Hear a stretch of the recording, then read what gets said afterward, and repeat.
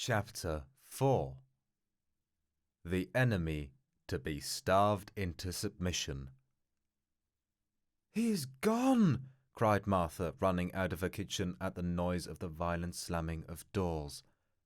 "Yes," I replied, "completely gone." "Well, and how about his dinner?" said the old servant. "He won't have any." "And his supper?" "He won't have any." "What?" cried Martha with clasped hands. "No, my dear Martha, he will eat no more. No one in the house is to eat anything at all. Uncle Liedenbrock is going to make us all fast until he has succeeded in deciphering an undecipherable scrawl." "Oh, my dear, must we then all die of hunger?" I hardly dared to confess that, with so absolute a ruler as my uncle, this fate was inevitable. The old servant, visibly moved, returned to the kitchen, moaning piteously. When I was alone, I thought I would go and tell Gräuben all about it. But how should I be able to escape from the house? The professor might return at any moment. And suppose he called me? And suppose he tackled me again with this logomachy, which might vainly have been set before ancient Oedipus? And if I did not obey his call, who could answer for what might happen? The wisest course was to remain where I was. A mineralogist at Besançon had just sent us a collection of siliceous nodules, which I had to classify. So I set to work. I sorted, labelled, and arranged in their own glass case all these hollow specimens, in the cavity of each of which was a nest of little crystals. But this work did not succeed in absorbing all my attention. That old document kept working in my brain. My head throbbed with excitement, and I felt an undefined uneasiness. I was possessed with a presentiment of coming evil. In an hour, my nodules were all arranged upon successive shelves. Then I dropped down into the old velvet armchair, my head thrown back and my hands joined over it. I lighted my long crooked pipe with a painting on it of an idle-looking naiad. Then I amused myself watching the process of the conversion of the tobacco into carbon, which was by slow degrees making my naiad into a negress. Now and then I listened to hear whether a well-known step was on the stairs. No. Where could my uncle be at that moment? I fancied him running under the noble trees which line the road to Altena, gesticulating, making shots with his cane, thrashing the long grass, cutting the heads off the thistles, and disturbing the contemplative stalks in their peaceful solitude. Would he return in triumph, or in discouragement? Which would get the upper hand, he or the secret?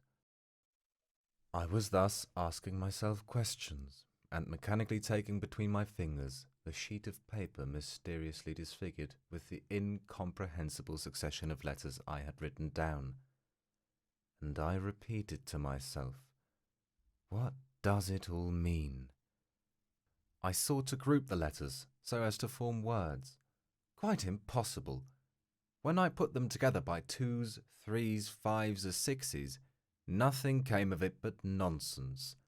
To be sure, the 14th, 15th, and 16th letters made the English word ice.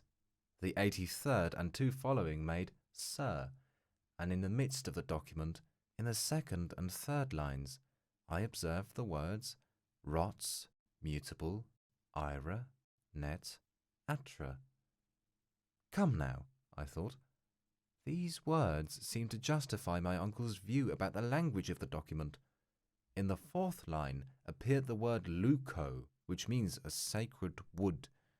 It is true that in the 3rd line was the word tabiled, which looked like Hebrew, and in the last, the purely French words mer, arc, mer. All this was enough to drive a poor fellow crazy. 4 different languages in this ridiculous sentence. What connection could there possibly be between such words as ice, sir, anger, cruel, sacred wood, interchangeable mother, bow, and sea. The first and the last might have something to do with each other. It was not at all surprising that in a document written in Iceland there should be a mention of a sea of ice. But it was quite another thing to get to the end of this cryptogram with so small a clue. So I was struggling with an insurmountable difficulty. My brain got heated. My eyes watered over that sheet of paper. Its 132 letters seemed to flutter and fly around me, like those motes of mingled light and darkness which float in the air around the head when the blood is rushing upwards with undue violence. I was a prey to a kind of hallucination. I was stifling. I wanted air. Unconsciously, I fanned myself with the bit of paper, the back and front of which successively came before my eyes.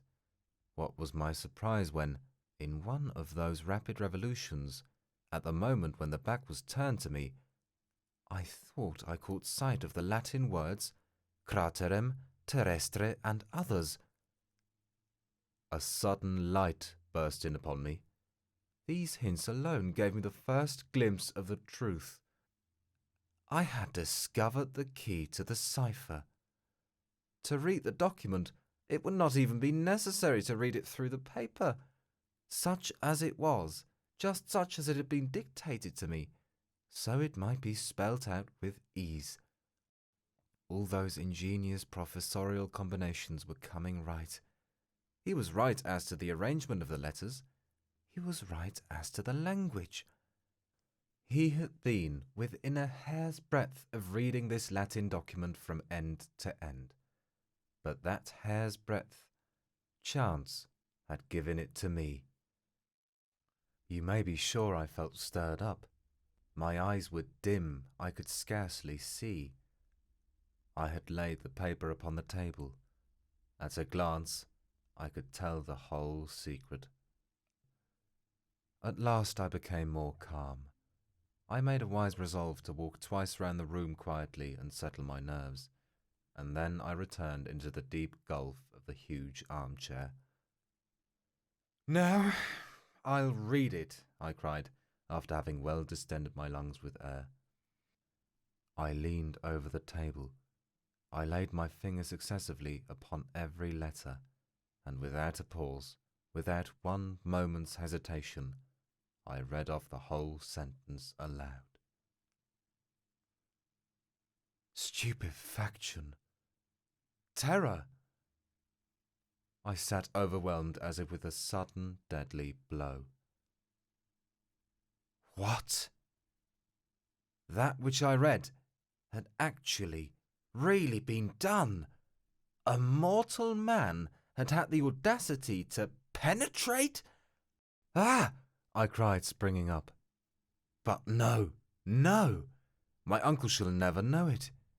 He would insist upon doing it too. He would want to know all about it. Ropes could not hold him, such a determined geologist as he is. He would start, in spite of everything and everybody.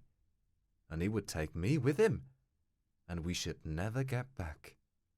No, never, never!